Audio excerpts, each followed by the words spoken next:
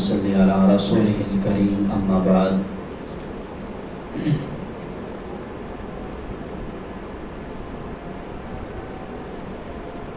نشہ پیلا کے گرانا تو سب کو آتا ہے،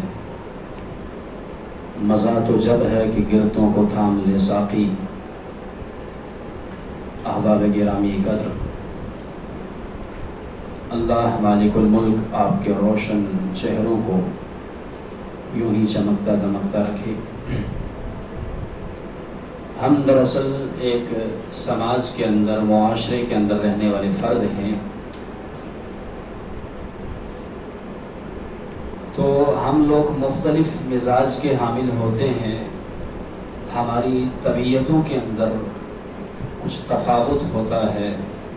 کچھ احباب کی طبیعتیں وہ نرم ہوتی ہیں، کچھ کی گرم ہوتی ہیں طبیعتیں، کسی کا انداز تیکھا ہوتا ہے اور کسی کا انداز دھیما ہوتا ہے۔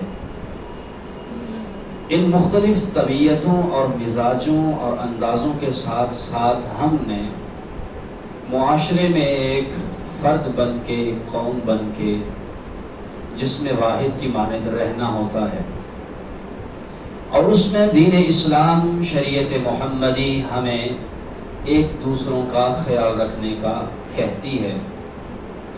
جہاں پر ہم دوسروں کا جسمانی اور دیگر طرح کا خیال رکھتے ہیں، وہیں پر ہمیں دوسرے بھائیوں کا نفسیاتی خیال رکھنے کا بھی کہا گیا ہے۔ یہ کیسا خیال ہے؟ اگلے کو جسمانی طور پہ اذیت نہ پہنچائی جائے، اس کے کو جسمانی تکلیف نہ پہنچائی جائے، نفسیاتی خیال کیسا ہے؟ آپ کو پتا ہے کہ 6 فٹ کا آدمی ہوتا ہے بعض اوقات، اور 4.5 فٹ کے قد والے بندے کے سامنے وہ تھر تھر کانپ رہا ہوتا ہے، حالانکہ یہ اس کا غلام بھی نہیں ہے، یہ اس کا قرض دار بھی نہیں ہے، یہ اس کا مملوک بھی نہیں ہے۔ وجہ یہ ہے کہ یہ جو اللہ نے یہ دماغ کے اندر سافٹ ویئر رکھا ہے نا، ایک کے اندر اس میں بہادری ہے، دلیری ہے، بے باکی ہے، جرت ہے، جسارت ہے، اور دوسرے کے اندر بزدلی ہے، کم ہمتی ہے۔ ہاں، تو یہ چیز اتنے فرق بنا دیتی ہے۔ اب معاشرے کے اندر جا کر دیکھیں، ہسپتالوں میں نکل کر جھانکیں تو آپ کو بازار کتنے خوش، ہنستے مسکراتے چہرے بیچ سے کھوکھلے دکھیں گے، جیسے کسی درخت کو دھیمک نے چاٹ کر رکھ دیا ہو اور کسی تند و تیز ہوا کی جھونکے کا منتظر ہو۔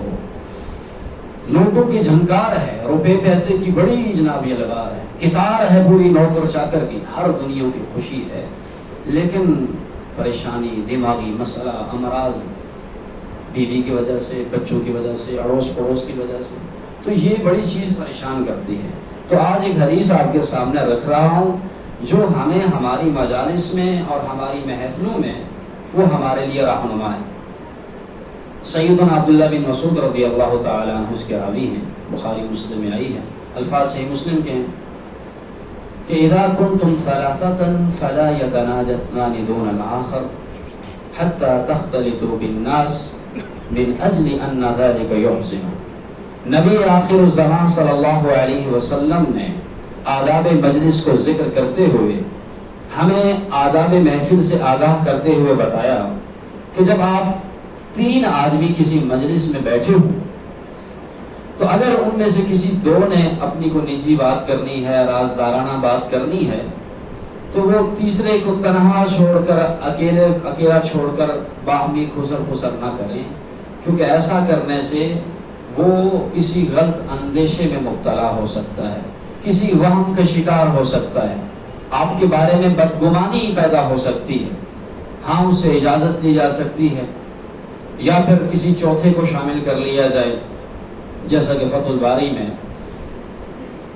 سیدنا عبداللہ بن عمر رضی اللہ عنہما کا یہ معمول ذکر کیا تھا۔ ایسی اگر کبھی 3 افراد بیٹھے ہوتے تو انہوں نے کوئی ضروری بات کرنی ہوتی، بعض اوقات ہو جاتا ہے نا ایسا، تو وہ کسی چوتھے کو آواز دے دیتے اور پھر ان سے اطلاع کر کے وہ اپنی بات کر رہے۔ اب ایک تو آپ یہ مسئلہ سمجھ گئے ہیں کہ اگر آپ 3 بھائی بیٹھے ہیں تو یا آپ چوتھے کو شامل کریں اپنی مجلس میں، یا پھر آپ اسے اجازت دے دیجئے کہ بھائی جان ہماری کوئی نجی اور ذاتی نوعیت کی بات ہے، تو اگر آپ اجازت دیجئے تو ہم اس میں بات کرنا چاہتے ہیں۔ اگر وہ خوش دلی سے اجازت دے لیں تو فبیہ۔ اب یہاں سے ایک بات سمجھ آئی ہے کہ نبی علیہ السلام نے فرمایا لِأَنَّهُ ذَلِكَ يُحْزِنُهُ، اب ایسا مت کرو کیونکہ ایسا کرنا اس کو غمگین کر دے گا۔ ہاں، یعنی منہ سے کچھ نہیں کہا، زبان سے کوئی الفاظ نہیں کہے، صرف یہ عمل اس کے لیے پریشانی کا باعث نہ ہو جائے، تو کیا ان الفاظ کی حیثیت ہوگی جو الفاظ دوسروں کی زندگیوں کے چراغ گل کر دیتے ہیں، جو دوسروں کی خوشیوں کے ارمانوں کا گلا گھونٹ دیتے ہیں، جو لوگوں کے جناب خوابوں کا قلع قمع کر دیتے ہیں۔ یہ الفاظ یاد رکھیے گا کاٹتے بھی ہیں، چیرتے بھی ہیں، پھاڑتے بھی ہیں، جھنجھوڑتے بھی ہیں، بھگوڑتے بھی ہیں۔ ہاں، الفاظ بڑی تاثیر رکھتے ہیں۔ اگر کوئی ہمیں گال نکال دے ماں بھائی کہ ہمارا چہرہ سرخ کیوں ہو جاتا ہے، ہماری سانسیں تیز کیوں ہو جاتی ہیں، ہماری دھڑکنیں بے ترتیب کیوں ہو جاتی ہیں۔ ایسا ہی جب کوئی ہم کسی کو کہہ رہے ہوتے ہیں، ہم کسی کا استہزاء کر رہے ہوتے ہیں، کسی کی پگڑی کو اچھال رہے ہوتے ہیں، اس کی عزت کو اپنے قدموں تلے پامال کر رہے ہوتے ہیں، ہمیں بڑا لطف آتا ہے کہ اس کو بڑی جرأت لگ رہی ہے، اس پہ ہم بڑا ہنس رہے ہیں، ساری محفل ہماری ہنسی میں شریک ہے، لیکن یہ نہیں پتا کہ ہمارے الفاظ نے اگلے کی راتوں کی نیند چھین لی ہے، اگلے کی زندگی تباہ و برباد کر دی ہے۔ اگر وہ آپ کا مزاج کا ہے، اس کی ذہنی فریکوینسی آپ کے برابر ہے تو مزاح کیجئے، خوش طبعی کے لیے۔ نبی علیہ السلام مذاق نہیں فرماتے، مزاح نہیں کرتے تھے۔ بڑھیا جنت میں نہیں، بڑھیا اور خواتین جو ہیں جنت میں نہیں جائیں گی، پوچھنے پر پریشانی ہوئی تو کہا کہ وہ جوان بن کے جائیں گی۔ اونٹ کا بچہ تمہیں دیا جائے گا، سائل نے آ کر کہا تھا نا ہمیں اونٹ دے دیجیے اللہ کا رسول، آپ نے فرمایا اس کو اونٹ کا بچہ دے دو۔ پریشان ہو گیا، سوال گندم جواب سنا، کہا کہ اللہ کے رسول بار برداری کا کام چاہیے، ہم نے وزن لادنا ہے، بوجھ اٹھانا ہے، اونٹ کے بچے کو ہم کیا کریں گے؟